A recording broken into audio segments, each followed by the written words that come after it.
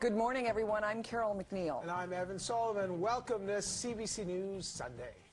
Coming up on CBC News Sunday. It's 420!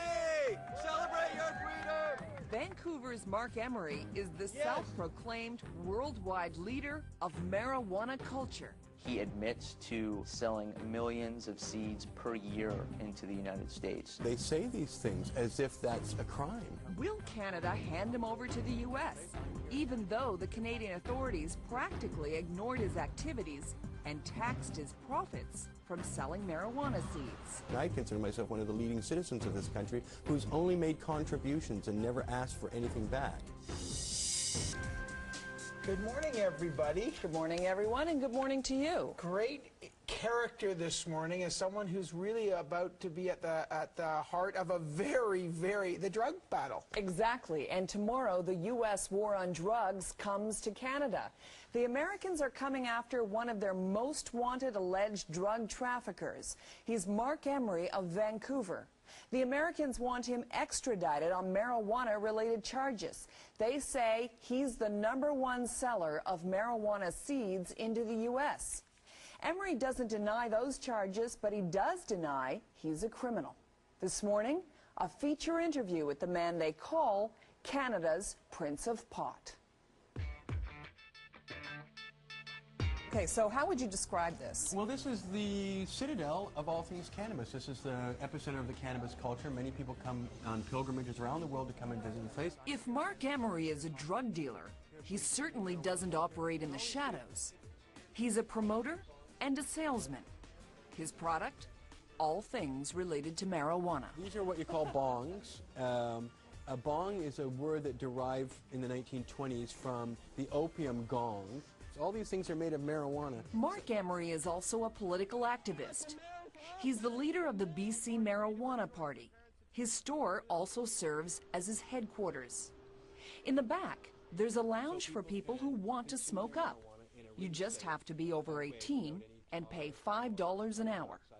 Have the police ever raided this place? No.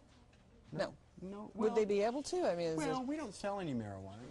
That's true. Marc Emery sells marijuana seeds. Millions of seeds over the internet. Emery is so open about his business, he even files taxes. He says he's paid over $500,000 in personal income tax to the Canada Revenue Agency. And they were always excited. No one ever said it's illegal.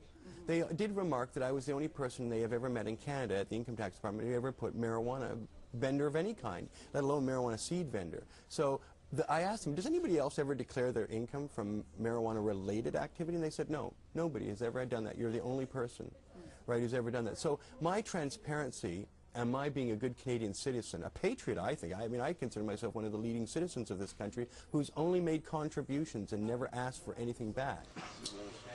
Why is he so transparent? Emery believes he's not doing anything wrong, and that every person should have the right to smoke pot if they want to. I'm not defending anything unsavory or even advocating drug use. I'm just saying people shouldn't go to jail. There's 250,000 people around the world in jail for marijuana alone right now. There's 55,000 people in jails in the United States at any one time for marijuana, and there's thousands in jail in Canada for marijuana. And so this is a good thing to dedicate your life to. Celebrate your freedom! Emery has been arrested in Canada 22 times for pot-related charges. He's never spent more than a couple of months in jail. Most of the time, he just gets fined. But things changed in 2005. The U.S. Drug Enforcement Agency, with the help of Canadian police, arrested Emery and 2 of his employees. The charges? Conspiring to manufacture marijuana, conspiring to distribute marijuana seeds, and conspiracy to launder money, all related to his seed-selling business. The penalty? 10 years to life in prison. USA, go home! USA, go home! USA, go home! You are designated as one of the U.S. Attorney General's most wanted international drug traffickers, one of 46 in the world and the only one from Canada. I know. They say these things as if that's a crime. The fact is, I sent seeds to consenting adults in the United States over some invisible line that doesn't even exist. But as far as the American justice system is concerned, that line does exist. It's called the border of the United States. Todd Greenberg is the federal prosecutor on Emery's case. How much marijuana has been grown and sold in the United States because of Marc Emery's seeds, in your estimation? You know, it's very difficult to estimate. He admits to selling millions of seeds per year into the United States. That would translate into an astronomical amount of marijuana, but to calculate, you know, plant for seed per plant, I really can't do that right now. How do you prove that the seeds come from a particular place and those seeds have gone on to manifest into marijuana plants? Sure, yeah, I can't comment in detail with respect to the evidence in the case, but I can say generally that at marijuana grow operations throughout the United States, we have seized evidence which links directly the marijuana plants that we seized, that law enforcement seized, to seeds that were supplied by Mr. Emery. For example, in 2004 in Virginia, police say they discovered a grow-op. They found 279 pot plants, guns, and cocaine. They also say they found correspondence between the grower and the man who sold them the seeds, Marc Emery. The DEA would argue, and has argued, that the seeds that you have sent to the United States have resulted in something like $2.2 billion worth of marijuana plants. Anybody who's buying seeds is just starting out. And if they're just starting out, they don't have criminal connections, they don't have commercial connections. There are people who've got a little private thing going on that they need marijuana and they can't afford to buy it, or in Americans' case, they don't want to go to the inner city and deal with the criminal element. So I gave them an opportunity to do these things in their own home. Everybody who wanted the seeds from me wanted them and appreciated them. They're U.S. citizens guaranteed under U.S. law to the right of life, liberty, and the pursuit of happiness. Having these marijuana seeds is both liberty and it's both the pursuit of happiness. So their charter already guarantees them as citizens the right to have marijuana. It's the ideology of the U.S. federal government and its war on drugs that's declared war on their own U.S. citizens. And in turn, Emery has declared war on the government here and in the U.S. We are imprisoned. We are hounded down. We are treated like dirt. This isn't Marc Emery's first fight. In the early 90s, he owned a bookstore in London, Ontario. He deliberately sold banned books.